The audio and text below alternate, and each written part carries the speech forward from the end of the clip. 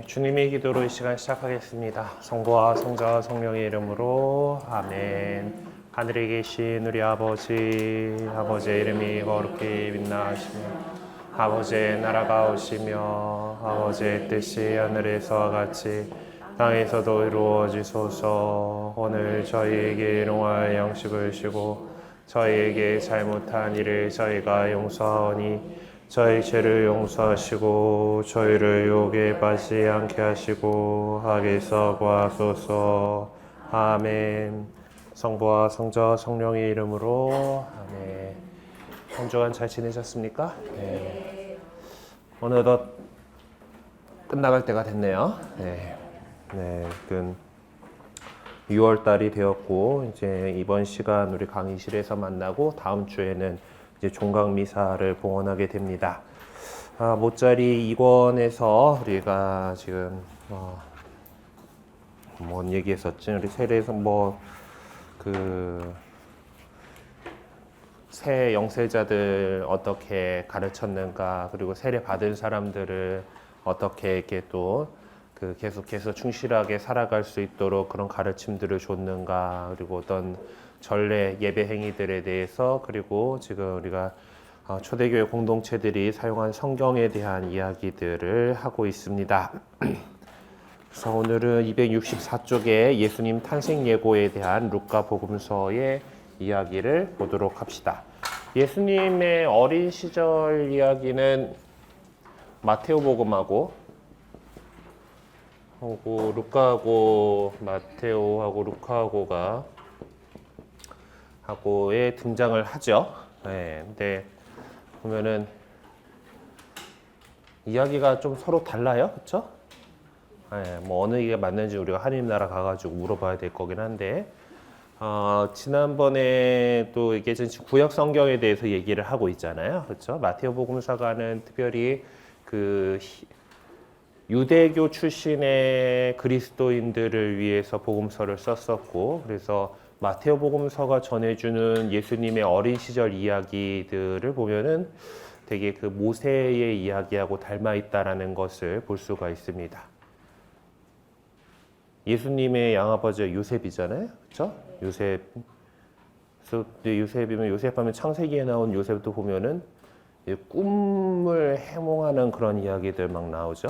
꿈 이야기 나오는데 예수님 아버지 나자렛의 요셉에게도 천사가 꿈에 나타나서 어찌어찌 하라고 이렇게 일러주는 그런 내용들이 나오고, 이제 모세가 태어났을 때 히브리 아이들을 아이들이 학살당했던 것과 마찬가지로 베들레헴 인근의 2살 이하의 이제 아이들이 이렇게 학살을 당했었고, 그리고 그걸 피해서 이집트로 갔다가 이집트에서 다시 이제 그 아이들을 꺼내오는 그런 이제 해서 나자렛에 살았다 하고 이렇게 이야기가 진행이 되고, 루카복음서의 유년 이야기는 마리아하고 요셉하고 그냥 나자렛에 원래 살았어요, 그렇죠? 나자렛에 살았고, 이제 탄생 예고는 이제 마리아에게 직접 하는 걸로 이렇게. 마테오복음은 마리아한테 뭐 이렇게 하는 거가 아니라 다 요셉한테, 이거 약혼 여자가 뭐 이렇게 그래 성령으로 말미암아 잉태된 아기니까 너 아내로 받아들여라 뭐 이렇게 꿈에 요셉에게 얘기를 하는데, 루카에는 이제 천사가 그냥 나와가지고 성모님한테 얘기를 합니다. 그래서 오늘 좀 자세하게 볼 거는 루카복음서에서 1장 26절에서 38절에 나오는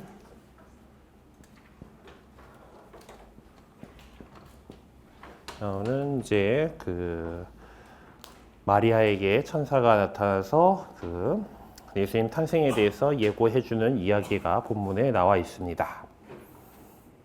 다들 잘 알고 있는 이야기니까 굳이 다시 안 읽어도 되겠죠? 그래서 넘어가 보자.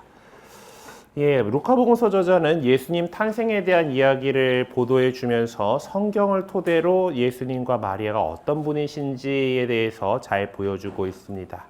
그래서 여기서 루카복음서 저자가 독자들에게 예수님의 정체성을 밝혀주는 데 있어서 어떻게 성경을 활용했는지 그것을 잘 보려고 합니다. 일단 예고에 관한 이야기를 한 문학 유형으로서 이렇게 제시를 하고 있네요. 루카복음서 저자는 예수님의 탄생 예고에 관한 내용을 전해주는 데 있어서 핵심적인 내용만을 요약해서 전해주고 있는 듯합니다. 천사와 마리아 간에 이루어진 대화는 상당히 자연스럽게 진행되고 있는 것으로 묘사되고 있어요. 그래서 루카복음서 저자는 여기서 예고라고 하는 형태의 문학 유형을 그 근간으로 사용하고 있다라고 합니다. 루카복음서 저자는 예수님 탄생에 대한 예고 내용을 전해주기 전에 세례자 요한의 출생 예고에 관한 내용을 전해주고 있죠. 이때는 스가랴한테 성전에서 공직하고 있는 스가랴한테 천사가 띵 나타나고 짠하고 나타나서 어떻게 뭐든 나타나가지고 그 지성소에 되게 거룩한 공간에서 이제 막 하고 향 피우고 있는데 막 이렇게 나와가지고 그 이제 아들을 가질 테니까 뭐 이제 그런 예고를 합니다. 예. 그러니까 이 두 개의 이야기는 예고라고 형태의 같은 문학 유형에 속한다라고 볼 수 있어요.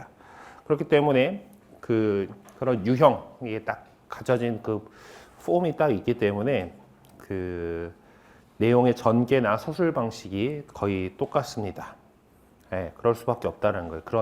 그런 형식으로 그렇게 적혀 있기 때문에 그래서 루카복음서 1장 5절에서 25절에 그 세례자 요한의 출생 예고에 관한 이야기하고 1장 26절에서 38절에 예수님 탄생 예고에 관한 이야기를 비교해 보면은 그렇구나라는 것을 알 수가 있습니다. 근데 이 예고 형태의 문학 유형은 신약 성경에 나타나는 뭐 특별한 문학 유형이 아닙니다. 구약 성경에서도 그러한 형태의 문학 유형을 종종 사용해 왔었고요.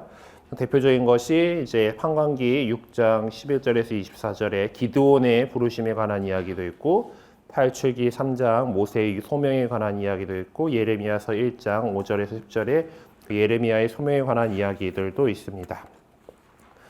이 구약 성경의 이야기와 누가가 전해주는 탄생에 관한 이야기를 비교하면서 읽어보면은 이런 형태가 있구나라는 것을 알 수가 있어요. 그러니까 예고라는 형태의 문학 유형을 사용할 때는 일반적으로 그 방문을 받는 사람이 이거 알려주러 누군가 올 거 아니에요? 그러면 그거를 듣게 되는 사람의 심리나 그 사람이 이런 누군가 이걸 알려주기 위해서 방문을 받아야 될 만큼 자질이나 능력이 있는지들에 관해서는 아무 얘기해도 나오지 않아요. 이 얼마나 특별한 사람이길래 천사께서 내려오셔가지고 이렇게 얘기를 해주셨다라고 이렇게 하지 않고 그냥 그 사람이 그렇게 선택된 거예요. 예. 관심의 초점은 항시 방문을 받는 자에게 맡겨지게 될 그 사명에 모아져 있습니다. 선교라고 표현했는데 아무리 봐도 이건 미션이고 미션은 임무예요.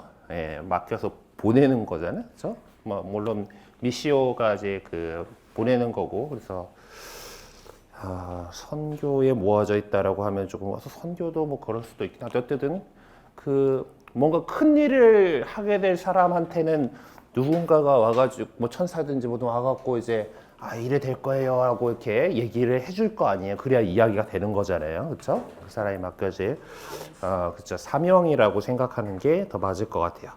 어쨌든 이러한 문학 유형을 통해서 소개하고 있는 성경 본문을 이해하기 위해서는 이러한 문학 유형이 지니고 있는 근본적인 취지와 목적을 항시 염두에 두어야 합니다. 이렇게 루카복음서 저자는 그 구약 성경에서 이미 이렇게 여러 차례 나온 그 예고라고 하는 문학 유형을 이용해서 예수님 탄생 예고에 관한 이야기를 전해주죠. 그렇게 해서 기적적으로 이루어지게 될 탄생보다 그분께서 짊어지셔야 될 사명에 관심과 전심에 초점을 맞추고 있는 것이다. 요즘엔 사명이라고 제대로 번역해놨는데 위엔 선교라고 해놨을까? 자, 어쨌든 메시지의 내용입니다. 루카복음서 저자가 전해주고자 하는 마리아는 과연 누구인가? 천사가 마리아에게 하는 말을 자세히 살펴봅시다.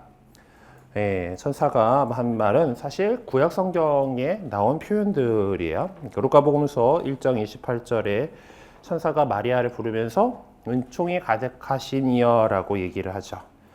사도 바울은 사랑하시는 아드님 안에서 우리에게 베푸신 바로 그 은총이라고 말하고 있습니다. 네, 구약 성경에서 보면은 은총이라고 하는 용어는 무엇보다도 임금님으로 맡은 총애를 지칭했었어요. 사무엘에도 이렇게 열왕기 이런 게 나오는데, 그리고 그 그러니까 임금님으로 받은 총애 그리고 그 다음으로는 사랑하는 사람으로부터 받는 총애를 지칭하는 말이 이 은총이라고 표현된 이 단어예요. 그러니까 그 70인역에서 그 같은 단어들이 어디에 사용되었는가를 보면은 이런 쪽으로 이렇게 사용된다라는 거죠. 1장 28절에서 주님께서 너와 함께 계시다라는 표현은 이 부르심에 관한 이야기 중에서 자주 만나게 되는 표현이에요. 너와 함께 있겠다라는 거. 탈출기에도 없고 판관기, 예레미야기에 이런 것들이 볼 수가 있습니다.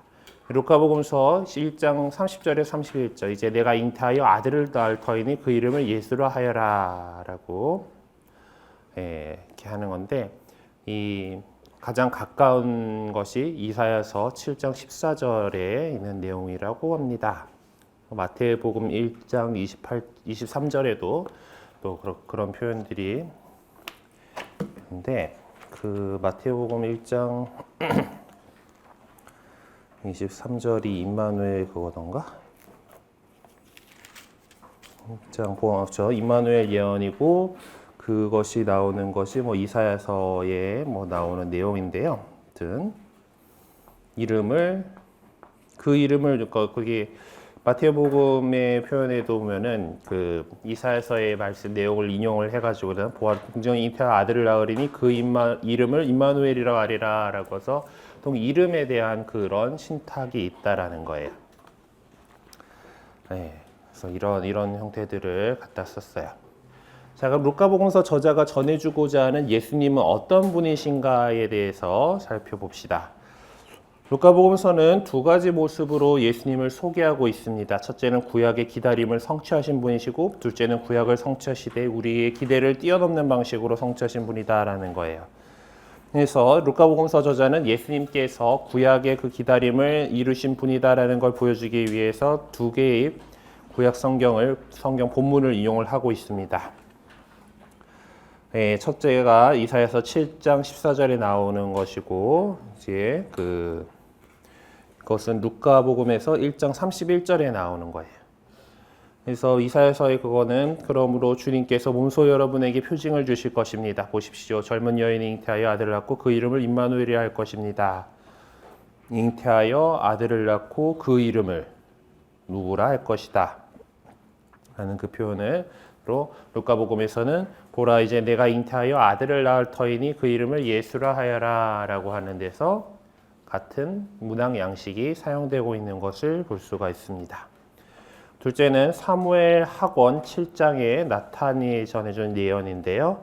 그것은 루카복음서 1장 32절에서 33절에 또 같이 되어 있습니다. 지극히 높으신 분의 아드님이라는 표현은 다윗의 후손이라는 표현과 동일한 의미를 가지고 있어요. 그래서 예수님을 메시아로 지칭하는 그런 한 방법입니다.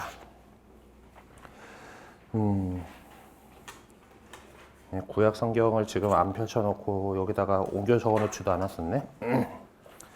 한번 찾아가 봅시다.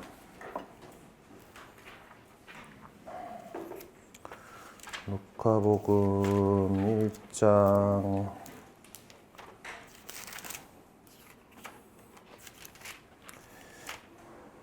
어제 본당 40주년 기념 미사를 하고 나서 지금 제가 체력 회복이 안 돼가지고 지금 머리가 빠릿빠릿하게 안 돌아가고 있어서 큰일이네.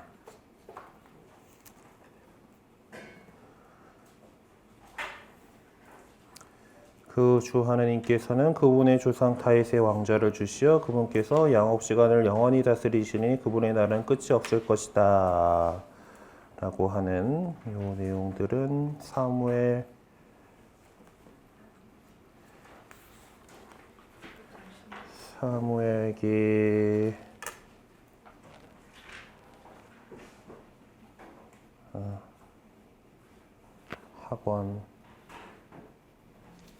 사무엘 하권 7장에 나탄의 예언이 이제 다윗이 성전 지으려 그러니까 네가 할 일이 아니다 라면서 계속 이어줄 거다라는 거고 그래서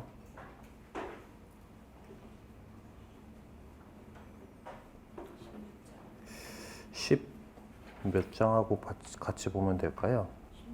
16절이 나오려나? 너희 지방과 영을 굳건해지고 내 왕자가 영원히 튼튼하게 할 것이다 라고 하는 그런 구약에서의 어떤 예언을 우리가 다시 또 읽을 수 있도록 그렇게 해주는 그런 표현들입니다. 그리고 예수님께서는 구약의 기다림을 초월하시는 분이다라는 것은 1장 35절에 나오는 이 천사의 말하자 성령께서 너에게 내려오시고 지극히 높으신 분의 힘이 너를 덮으실 것이다. 그러므로 태어나라기는 거룩하신 분 하느님의 아드님이라고 불릴 것이다 라는 그런 것은 요 응답은 좀 구약 성경 안에서 찾아오기가 쉽지는 않습니다. 몇몇 부분들이 이렇게 있는데 만남의 천막안에 이제 하느님의 주님의 영광이 이렇게 내려오고 가득 차 있고 하는 이런 부분들이 지금 높으신 분의 힘이 너를 덮을 것이다, 덮는다, 뒤덮다, 덮을 것이다라는 그런 표현들하고 이렇게 좀 이어질 수 있는 부분들로 좀 몇 개 구절들이 나왔죠. 하느님께서 이제 구름 기둥과 불 기둥으로서 이스라엘 백성들의 그 앞을 이끌어 나가시고 이제 진영을 하고 만남의 장막을 설치하고 나서 거기에 머무르실 때 이제 어떤 구름이 이렇게 이렇게 내려오는 그런 형식으로 그런 모습으로 이렇게 보였던 것 같아요. 그래서 그렇게 어떤 힘이 덮으시고 그 힘을 이렇게 덮으시고 하는 그런 부분들이 이제 여기 이 본문들 안에서도 샤칸이라고 하는 히브리어 동사를 이렇게 해요. 히브리어 쓰면은 이렇게 이렇게 그리고 있죠. 저도 지금 이제 이렇게 생겨본 글자인데 히브리어까지 공부하시고 그러진 않으니까 그냥 이렇게 생긴 그런가 보다 하고. 예. 어쨌든 이것이 어떤 무의 그림자로 뒤덮다라는 그런 뜻이래요. 그래서 유리한 셰키나라는 동사는 용어는 이제 예수님 시대와 그 이후 유다인들에게 중요한 용어로서 어떤 거처, 그러니까 하나님께서 머무르시는 거, 이렇게 덮고 계신 것을 덮고 있다는 것도 하느님의 은총이 이렇게 덮고 있는 것일 수도 있지만은 머무를 곳이면은 위에 지붕이 있어야 될 거 아니에요, 그렇죠? 네, 그렇게 덮고 있는 곳 이런 것으로도 의미를 하게 됐습니다. 그래서 이 용어는 당신 백성 가운데에서 하느님의 거룩한 현존을 지칭하게 되었죠. 유다인들은 하느님의 현존이 성전 안에 자리 잡고 있다고 생각하고 있었고 이것이 유다인들의 근본적인 사고였습니다. 근데 이 루카복음서는 이제 그 하느님의 거처가 이제 마리아의 태중에 마련되어 있다라고 말하고 있는 것이죠. 네. 그럴 경우 예수님의 정체성에 대한 결론은 하느님이시다, 하느님의 아들이 하느님이시다라는 거죠. 그래서 그 예수님의 탄생에 관한 예고 이야기는 사실상 마리아의 부르심과 마리아가 수행해야 할 그 사명 그리고 예수님의 정체성에 초점을 맞추고 있다라고 할 수 있겠습니다. 예수님의 탄생에 관한 예고 이야기에는 마리아의 심리 상태나 마음의 상태나 마리아가 어떤 상태에 있는지 가난했는지 부자였는지 몇 살이나 됐는지 이런 것들은 전혀 전해주고 있지 않죠. 그냥 어느 정도였지? 다윗 집안의 요셉과 약혼한 처녀. 그 정도에서 나이나 이런 것들은 짐작을 해볼 수 있지만은 다른 내용들은 우리가 알 바가 아니죠. 어떤 사람이었는지 거는 다 상상의 나래를 펼쳐야 됩니다. 그래서 어떤 데서는 상당히 이제 가난한 집 여식으로 표현을 한 데도 있고 영화 같은 데 보다 보면은 이제 그냥 근데 또 그렇게 잘 사는 걸로 표현한다는 건 못 본 것 같기도 하다 근데. 그렇죠. 남편이 목수니까긴 한데요. 전에 한번 얘기했을 때는 요셉이 그렇게 작은 목수는 아니었어요. 그러니까 그냥 가난한 목수이지는 않아요. 그러니까 대목이거든. 집 짓는 목수거든요. 거기에 이제 이 목수고 이렇게 하는 표현들 나올 때에 그 목수고는 그 나무 갖고 한다는 뜻이 아니고 집 짓는 사람이다라는 뜻인데 무슨 재료를 가지고든 집을 짓는 건데 그 당시에 흔히 사용했던 그 재료가 나무로 지었으니까 지금 목수라고 번역을 한 거지 하고 그러다 보니까 그 자꾸 뭐 이제 예수 성가정을 표현한 그림에서 목공방이 자꾸 나오는데 네, 목수도 같은 목수가 아니에요. 네, 여기 그 가구나 짜고 뭐 이제 그런 소목이 아니고 집을 올려야 되는 대목인 거다가 건축가고 그런 얘기도 있어요. 그러니까 적당히 먹고 살만했다라는 이야기. 왜냐하면은 갈릴리아 살면서 나자렛에 살면서 꼬박꼬박 6월절 되면 과월절에 파스카 축제 지내러 예루살렘을 갈 수 있었다라는 정도면은 충분히 경제력이 있어야 된다라는 그런 얘기로 이렇게 해석할 수 있다라는 거죠. 뭐 근데 그거는 그런 자세한 내용들은 복음서에서 전해주지 않아요. 그냥 어떤 사람이었다 이런 것들. 왜냐하면은 그 예고 이야기 이 형식 자체가 늘 이 이야기를 듣는 사람에 대해서는 그 사람이 어떤 사람이든 간에 하느님께서 어떻게 쓰신다라는 그런 얘기를 하고 싶기 때문에 앞쪽에 그 사람이 어떤 사람이었다에 대해서는 관심이 없는 거죠. 네. 그렇죠, 그렇죠. 하느님의 예수님을 낳으셔서 하느님의 어머니가 되신다라는 그 사실이 중요한 거지. 마리아가 어떤 처자였다라는 내용은 중요한 것이 아닌 거예요. 그리고 이 마리아께서 이제 천사의 방문을 받으셔서 예고를 듣는 순간, 그 접하는 순간, 이제 하느님의 어머니가 된다는 의식을 갖고 있는지 어쩐지에 대해서도 별로 그 의미 있는 질문이 아니죠. 어쨌든 순명하시긴 했는데, 성모님께서도 이게 보십시오. 저는 주님의 종입니다. 말씀하신 대로 이루어지기 바랍니다라고 해서 이 말씀이 얼마나 엄청난 말씀이셨는지 본인이 알고서 한 것 같진 않아요. 그렇죠? 그리고 복음서에 보면은 예수님께서 이해 못할 행동들을 했을 때 예를 들어가지고 성전에서 잃어버렸다가 사흘 만에 겨우 찾아놨더니 한다는 소리가 제가 왜 아버지의 집에 있어야 할지 모르셨습니까? 하고 딱 이렇게 할 때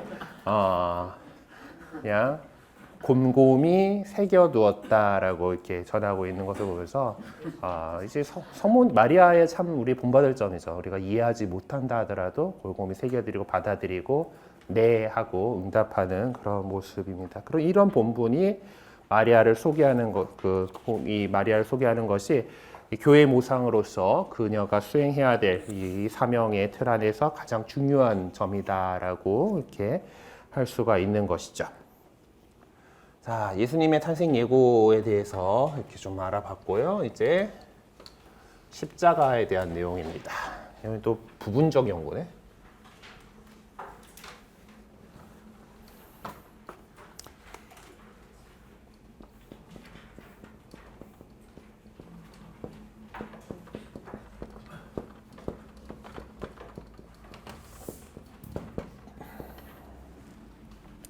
오늘날에야 예수님께서 거기서 돌아가셔가지고 저 십자가가 구원의 상징이 되어 있죠.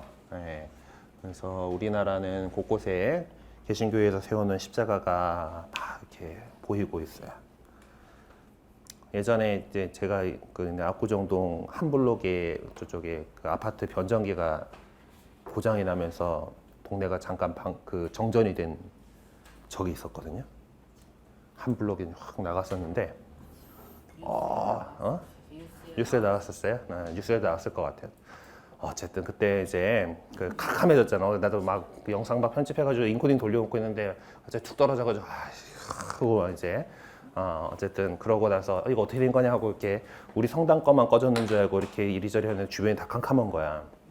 주변이 다 캄캄한데 이제 다가 사진 찍어놔야지 하고 옥상 올라가가지고 딱 셔터를 눌렀는데 딱 돌아왔어요. 어쨌든.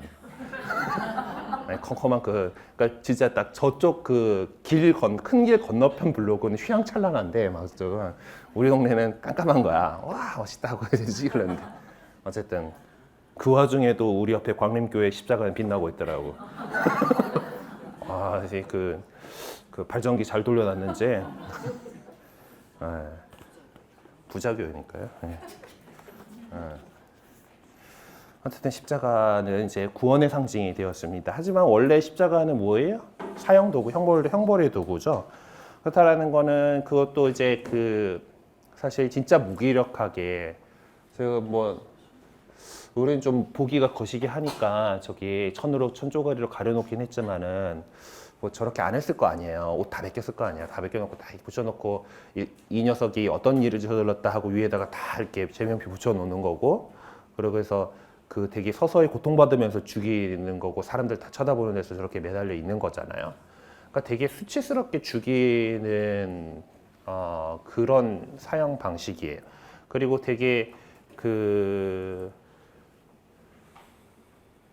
십자가형은 그러니까 되게 어떤 식민지에, 그러니까 로마 시민은 저렇게 안 죽여요. 그렇죠? 로마 시민은 바오로 사도는 로마 시민이기 때문에 참수형으로 죽잖아요. 네. 저거는 이제 피지민들이 막 이렇게 역모를 꾸미고 그렇게 했을 때 본보기로서 이렇게 하던 형벌이다라는 거예요. 그래서 되게 그냥 그 자체로만 생각을 하면은 되게 수치스러운 사건이다라는 거예요. 네, 그런 사건이었습니다. 근데 왜 이렇게 죽음을 받아들이기가 어려웠을까? 왜냐면은 성경에서 메시아가 바로 그분이라고 믿었었는데 되게 무력하게 그들의 지도자들의 손에 의해서 십자가 위에서 생을 마감하시는 그런 치욕을 겪으셔야 했나? 네, 그리고 뭐 성경에도 나오는 것처럼 나무에 매달린 사람은 하느님의 저주를 받은 자이다라는 그런 말씀을 가지고서 니네 뭐 스승이라고 믿고 다니는 다 저렇게 죽었잖냐라고 하는 그런 것들이 있어요. 자, 이런 질문들 앞에서 초대교회 신자들은 예수님의 말씀과 구약 성경의 말씀들을 자연스럽게 떠올리게 되었고, 그 말씀들을 근거로 예수님 십자가 사건을 하느님 계획 속에서 바라보고 그 의미를 깨닫고자 노력하게 됐던 겁니다. 신약 성경에서는 예수님의 죽음이 어떤 의미를 부여하고 있는지, 그 의미가 그것들을 한번 좀 살펴보도록 합시다. 그리고 그것은 되게 다양한 형태로 표현되고 있고 상당히 좀 난해하고 복잡한 것들도 있어요. 그래서 우리는 여기서 예수님 십자가 사건에 대해서 참 오래된 주석의 내용보다는 십자가 사건에 내포되어 있는 몇 가지 관점들을 살펴보려고 합니다. 네, 먼저 시편 2편에 나오는 메시아에 대한 내용이에요. 시편 2편을 지금 신약 성경에서 자주 인용되고 있는 그런 거라고 하는데, 시편 1편은 워낙 할 때 신학교 때 시편 공부하면서 아쉐르 하이심 아쉐르 할라크 하면서 이제 맨날 1편을 외워야 돼 갖고 이제 근데 그때는 전 1편 다 외웠는데 지금은 이제 아쉐르 뭐 그거밖에 기억이 안 나네. 어쨌든 주문 같죠. 예. 그때 신부님이 이제 늘 그거 막 시켜가지고 못하면은 점수 깎이고 막 혼나고 막 그랬어갖고. 그때 시편 2편에는 이제 이런 표현이 나와요. 2편 2장에 보면 주님을 거슬러 그분의 기름 부음 받은 이를 거슬러 세상의 임금들이 들고 일어나며 군주들이 함께 음모를 꾸미는구나 이런 표현이 나와서 이제 메시아에 대한 얘기죠. 기름 부음 받으니니까. 예. 그래서 이 시편의 그렇지만은 다 이제 임금으로 세우고 넌 내 아들 내가 오늘 너를 낳았노라 뭐 하면서 새지팡이로 첩을 쓰고 옹기장이 그릇처럼 바술이라 막 이렇게 해서 메시아께 승리하시다라는 그런 내용인데, 예. 그 내용들을 가지고서 어떤 식으로 얘기를 하는지를 한번 봅시다. 사도행전 4장 23절에서 30절에 이제 베드로 사도가 이제 수석 사제들과 원로들 앞에 끌려가가지고 이제 약간 예수님의 이름으로 말하지 말라고 이렇게 주의를 받고서 그리고서 이제 풀려나서 돌아가서 다른 제자들에게 이야기하는 내용이죠.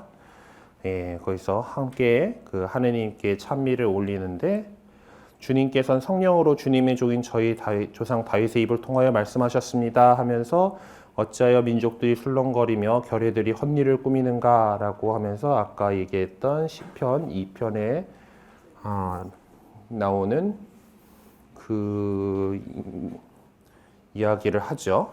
예, 시편 2편을 읊어요. 예. 과연 헤로데와 본시오 빌라도 주님께서 기름 부으신 분, 곧 주님의 거룩한 종 예수님을 없애려고 다른 민족들과 물론 이스라엘 백성들과도 함께 있어 도성에 모여 그렇게 되도록 주님의 손과 주님의 뜻으로 예정하신 일들을 다 실행하였습니다. 그러면서 이렇게 기도를 이렇게 하는 장면이 나옵니다. 최고위에서 증언해야 했던 베드로하고 요한은 거기서 풀려난 다음 동료들에게 가서 그간의 일을 전했습니다. 그들의 말을 듣는 동료들은 하나님께 기도를 바치는데 이 기도 안에 시편 1편의 1절에서 2절의 말씀이 인용되고 있습니다. 예, 물론 이 시편을 인용한 이유는 당연히 그 내용을 예수님께 적용시키기 위해서이죠. 그러니까 시편 2장의 2편에서 언급한 이 내용이 그대로 예수님 안에 실현된 것은 주님께서 그렇게 예정하신 일이다 라는 것을 그것이 이루어지기 위함이었다라고 사도행전에서 이렇게 얘기를 하고 있습니다. 예수님께서는 실질적으로 시편의 말씀처럼 그렇게 순환과 고통을 겪으셔야만 했던 것이죠. 그리고 그렇게 끝나서는 안 됐습니다. 시편의 전반부 내용이 그대로 예수님 안에서 이루어졌다면 그것은 후반부의 내용 역시 그대로 성취될 것임을 예고해 주는 것이겠죠. 그래서 신약성경에서는 구약성경의 말씀을 이용해서 예수님의 정체성과 그분의 사명을 밝히는 데 사용을 했고 여기서는 예수님의 죽음과 승리를 전해주기 위해서 시편의 말씀을 인용하고 있는 것입니다.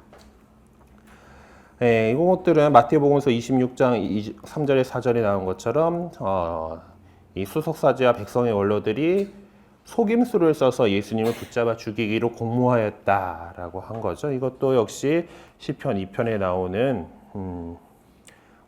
결의들이 헛일을 꾸미고 군주들이 함께 음모를 꾸민다 이런 것들과 이어지게 되는 것이죠. 예. 그래서 이 시편 말씀을 인용한 것은 예수님의 순환이 유다인 지도자들의 공모로부터 시작됐다는 그렇게 꾸민 것, 그리고 그것은 성경 말씀에 이미 그렇게 적혀 있고 그것에 따른 것이다라는 것을 밝혀주기 위해서였습니다. 그리고 예수님의 이 순환에 대한 내용들하고 가장 또 많이 이렇게 엮이는 것은 이사야서에 나오는 고통받는 주님의 종에 대한 이야기죠. 그래서 이 종의 안시를 하는 것입니다. 그래서 마르코복음서 10장 45절과 마태복음서 20장 28절에 나오는 내용들, 그러니까 사실 사람의 아들은 섬김을 받으러 온 것이 아니라 섬기러 왔고 많은 이들의 몸값으로 자기 목숨을 바치러 왔다라는 이 내용은 이사야서 53장의 내용하고 비교를 해보면은 이사야서의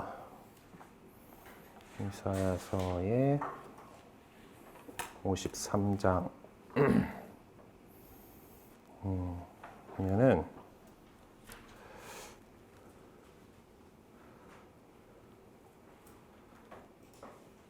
자, 53장 10절에 보면은 이렇게 나와 있어요. 그가 자신을 속죄 제물로 내놓으면 그는 후손을 보고 오래오래 살고 그를 통하여 주님의 뜻이 이루어지리라고 자신을 속죄 제물로 내놓고라는 표현과 12절에 가면은 이제 그가 이제 승리하고 이제 그것이 그가 많은 이들의 죄를 메고 갔으며 무법자들을 위하여 빌었기 때문이다라고 표현을 하고 있습니다. 그러니까 자신을 속죄 제물로 내놓고 자기 자신을 속죄 제물로 내놓고 많은 이들의 죄를 메고 갔다. 그것이 이제 자신의 그 자신의 몸값으로 내놓았다. 그러니까 많은 이들의 몸값으로 자기 목숨을 바치러 왔다라고 하는 그 표현, 속죄 제물로서 그렇게 오셨다라는 것을 이야기를 하고 있는 거예요. 구약의 제사는 기본적으로 이렇게 그 제물이 된 짐승에게 죄를 뒤집어 씌우고 그 짐승을 잡는 거잖아요. 뭐 여러 차례 말씀드렸지만 제가 신약의 사제라는 것이 참으로 다행스러운 부분인데, 그러니까 이 사람들의 사고 방식에서는 죽을 죄를 저질렀으면 누군가 피를 흘려가지고 죄값을 치러야 되는 거예요. 근데 사람을 갖다가 그렇게 죽일 수는 없으니까 뭐 잘못했다고 다 죽이면은 남는 사람이 없겠죠. 그래서 우리의 죄를 갖다가 제물이 될 짐승에게 씌고 그 죄를 짊어지고 그 짐승이 죽어요. 피를 흘림으로써 그 죄를 이제 용서받는다, 사함받는다, 갚는다라고 이렇게 생각을 하고 있는 것이죠. 그리고 그것이 이제 이사야서 53장에 나오는 고난받는 주님의 종에 대한 이야기에서는 그렇게 이 주님의 종은 그렇게 많은 사람들의 죄값을 대신 짊어지고 자신을 속죄제물로 내놓는다라고 이렇게 얘기를 하고, 그것이 바로 예수님께서 사람의 아들이 또 많은 이들의 몸값으로 자기 목숨을 바치러 왔다라는 그 사명으로서 이해를 하고 있는 거예요. 자, 그런데 이 본문에서는 이사야서에서는 찾아볼 수 없는 내용들이 담고 있습니다. 그러니까 밑에 있는 많은 이들의 몸값으로 자기 목숨을 바치러 왔다라고 하는 것은 이사야서에 나오는 주님의 종에 대한 이야기에서 표현이 되는 건데, 그것이 없는 내용은 앞에 나오는 사람의 아들은 섬김을 받으러 온 것이 아니라 섬기러 왔다, 섬기러 왔고라는 이 표현은 이사야서에서는 찾아볼 수 없는 그런 표현 내용이겠죠. 더 그렇게 겸손한 자세를 더 강조를 하시고 있는 겁니다. 마르코와 마테오는 이사야서에서 나오는 주님의 종의 모습을 예수님 안에서 바라보고 그것을 통해 예수님을 독자들에게 전해주고자 했었습니다. 물론 복음서 저자들이 전해주고 있는 고유의 관점은 또 그대로 유지되고 있었죠. 자, 두 번째 케이스는 마르코 복음서 14장 24절과 마테오 복음서 26장 28절입니다. 거기 공통적으로 나오는 것은 많은 사람을 위하여 흘리는 내 계약의 피다라는 표현이 이렇게 같은 걸로 나오죠. 이것을 이사야서 53장하고 비교를 해보면은 53장 12절에서 그 본문의 같은 내용으로 소개되고 있는 것은 무엇인가?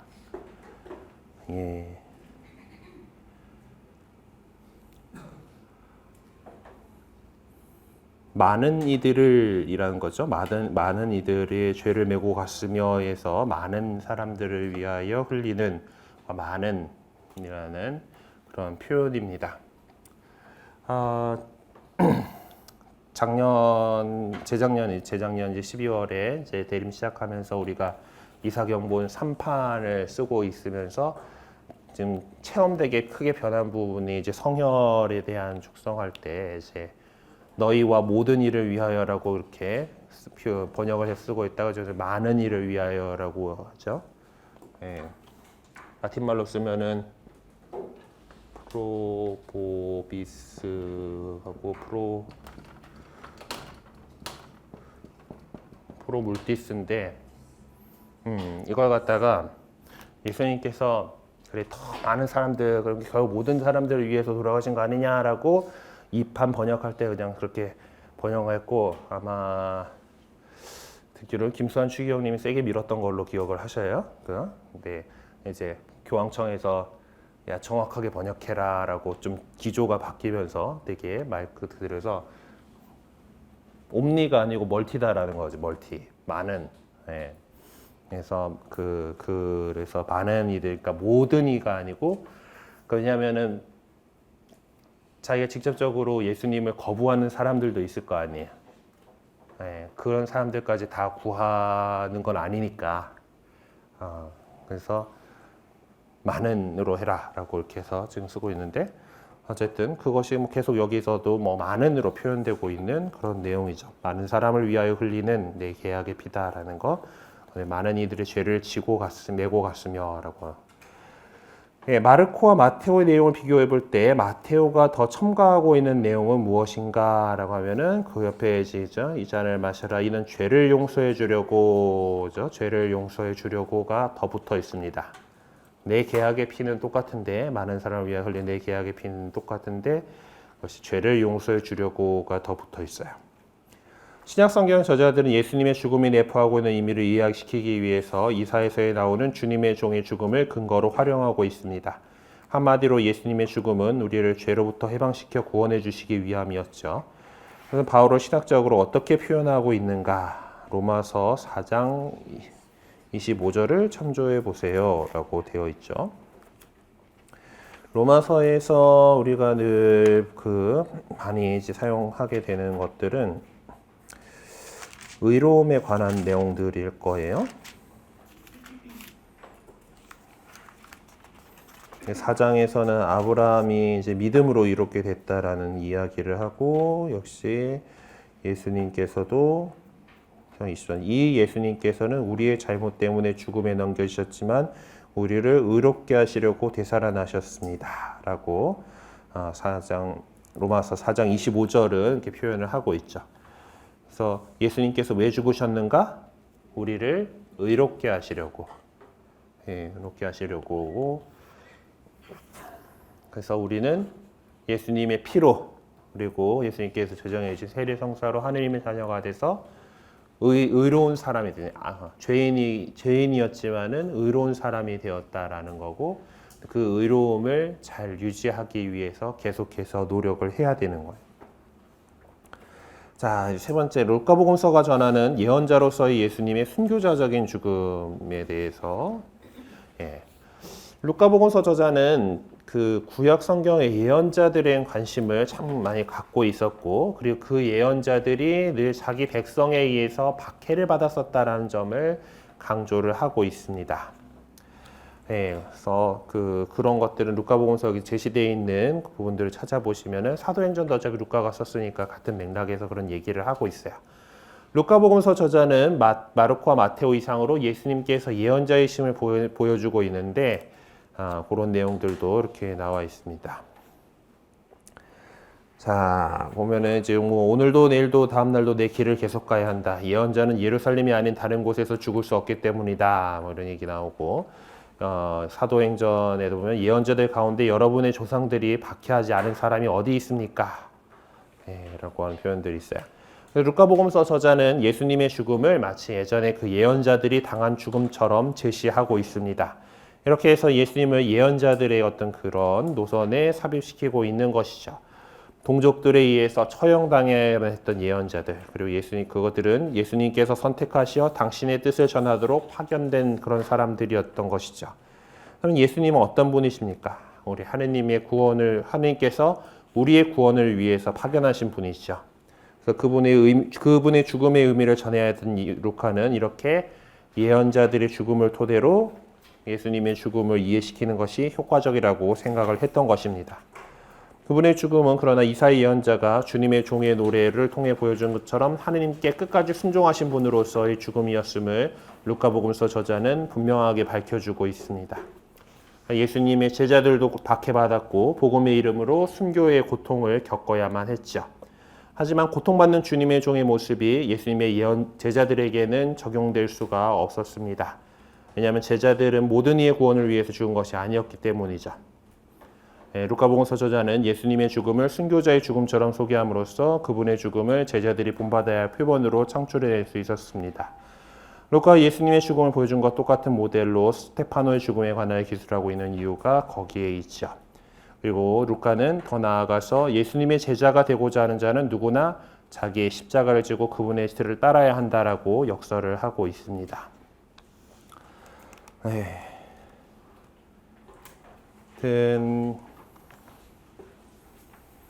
이제 예수님의 죽음에 대해서 이제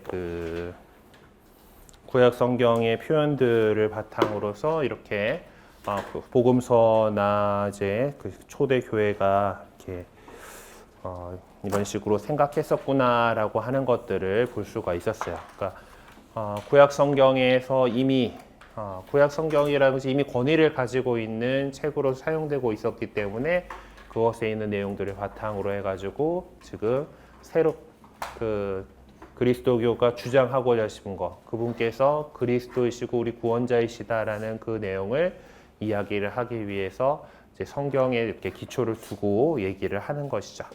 이런 것들은 사실 요즘의 모든 학술 활동도 같은 방식이에요. 다 보면은 이제 논문을 쓸 때 보면은 다 이렇게 각주 달아가지고 인용을 하잖아요. 그러니까 이미 그 논문으로서 발표되었던, 그러니까 이전에 학자들이 연구했던 이런 내용들이 이런 식으로 얘기를 했다. 이렇게 했고, 나도 이렇게 이런 것들을 바탕으로 해가지고 이것을 주장한다라고 이렇게 써나가는 것이 그 방식이에요. 그러니까 예전에 있던 그동안 인류가 축적해왔던 그런 지식 그 가운데에서 새로운 것들을 이렇게 주장을 하게 되는데, 이제 마찬가지로 우리 성경 안에서도 예수님께서 예수님 사건에 대해서 사람들에게 정확하게 전해주기 위해서는 예전에 이미 하느님의 말씀을 기록해 놓은 성경을 바탕으로 해서 그것을 바탕으로 설명을 하는 것이 가장 효과적이다라고 판단을 했던 거죠. 그래서 그런 모습들이 여러 군데에서 찾아볼 수 있는 그런 내용들입니다. 그래요. 오늘도 되게 일찍 끝났죠? 제가 체력이 안 돼가지고 질문 받고 이렇게 할 수는 없을 것 같고 오늘 여기서 마치도록 할 거고요. 나눔장은 우편으로 받긴 받았는데 제가 도저히 그것들을 쳐다보고 쭉 할 수 있는 시간이 없어가지고 다음 주에 이제 나눠드리도록 할게요. 그래서 종강미사 때 이렇게 하고 아마 종강미사 때 못 오시는 분들 거는 아마 따로 사무실에서 어떻게 연락을 하시겠지? 되게? 네. 그렇게 거고 다음 주에는 종강미사니까 맞죠? 다음 주 종강미사 맞죠? 종강미사니까 여기 명동 성당으로 이렇게 오시면 되고 같이 미사 봉헌하고 또 이 자리에 모여가지고 수료증과 나눔장을 나눠드리도록 하겠습니다. 한 학기 동안 이렇게 또 수고 많으셨고요. 네. 하여튼 오늘은 나눔장이 없어서 나눔을 그래도 뭔가 하셔야 되지 않나? 그래도? 나눔장 없이 근데 하여튼 오늘 이제 한 학기 하시면서 느끼셨던 점들 좀 나눔하시고 그렇게 돌아가시면 되겠습니다. 그래, 영광송으로 마무리하도록 하겠습니다. 성부와 성자와 성령의 이름으로 아멘. 영광이 성부와 성자와 성령께 상년이 아멘. 성부와 성자와 성령의 이름으로 아멘. 네, 수고 많으셨습니다.